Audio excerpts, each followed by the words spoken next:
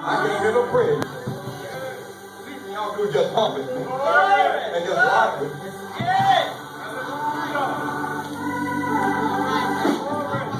Y'all got to come on, I have it might help somebody if you let go. Maybe next time. Thank you, Lord. Thank you. Thank you. Amen. God been good to everybody in this building. Yes. I don't know why sometimes y'all just want to put a freeze on the spirit. Take the spirit from me, you ain't got nothing. All right, that's right. So let me go on because Hallelujah. I'm gonna let me take this time to get the spirit. Hallelujah. So I guess I won't worry you too long. Thank you. Amen. Let's look at the third chapter of the book of Exodus for a few minutes and we'll see how y'all gonna be out there. Hallelujah. But I will, one of these Sundays, I will just walk in this church. And then I open my mouth. You know where I'm going. I don't want y'all to just come on in. I want even the young folk to say, preach, preacher, say something. Because that's how the Holy Spirit comes. Yes, thank you, preacher. Thank you. When I do what I'm going to do, you add yours, but if you're looking at me, All right, all right. don't say, I'm going to get mine. Glory, You get yours if you want it. Yes. But why would you come here and then want to get yours? That's right. You come to get yours, didn't you? Amen. Somebody else come to get theirs too. Amen. Beginning at verse number 1. Now Moses kept a flock of Jethro, his father-in-law, the priest of Midian. He led the flock to the backside of the desert and came to the mountain of God, even to Horeb. And the angel of the Lord appeared unto him in a flame of fire out of the midst of the bush.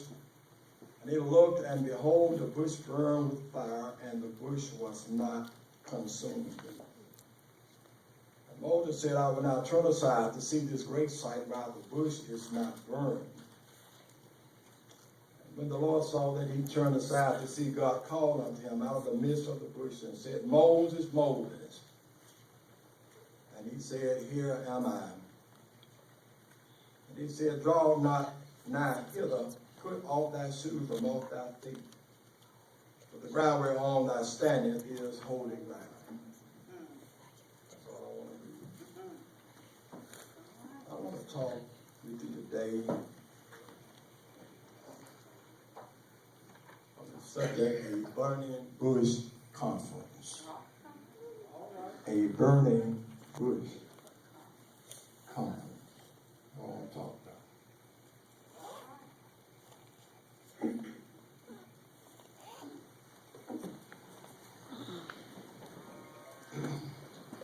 A burning bush conference. Moses was schooled in all the learnings of the Egyptians. That's right. He studied at the temple of Sun. He learned reading and writing, trigonometry, geometry, science, mathematics, astrology, music, art, military science, and the religions of that day. He was well learned, well schooled. However, God took Moses to a brief, life-changing seminar. It was the Burning Bush Conference. I believe that we were journeying to the Burning Bush Conference, to the bush that is burning but is not consumed. And learn and apply the absolute truth, our lives will change forever. We will be the better for having gone to this Burning Bush Conference. At this conference, God has a passion for us. Moses' confidence now has been shattered. His ambition has been abandoned.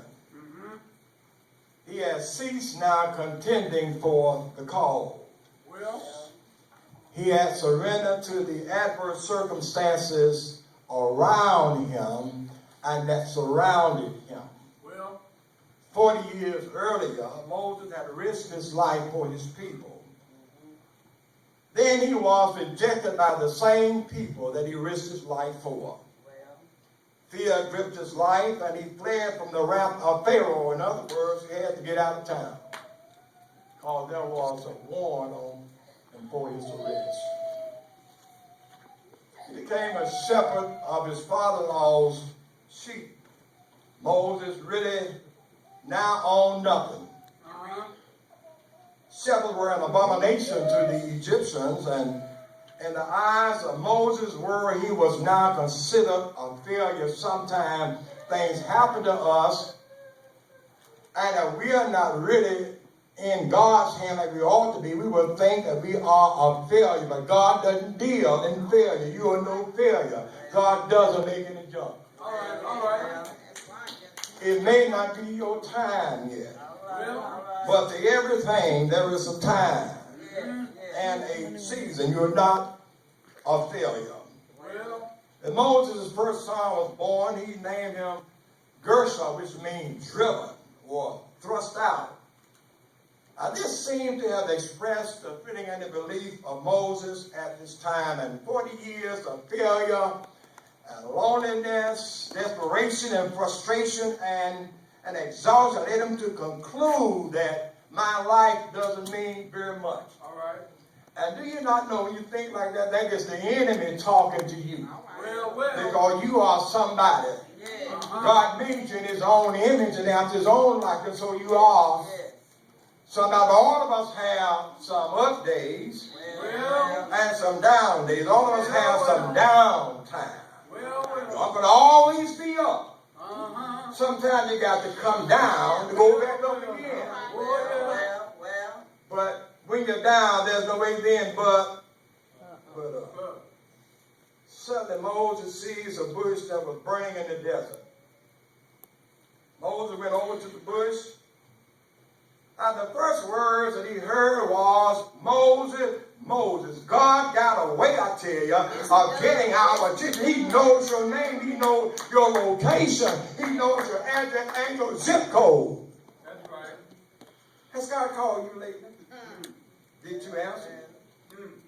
When God calls you, it's not like any other voice. When God calls you. God knew Moses' name. He knew his shadow dream. He knew what he wanted to do. And sometimes things happen to us and it put our dreams on hold.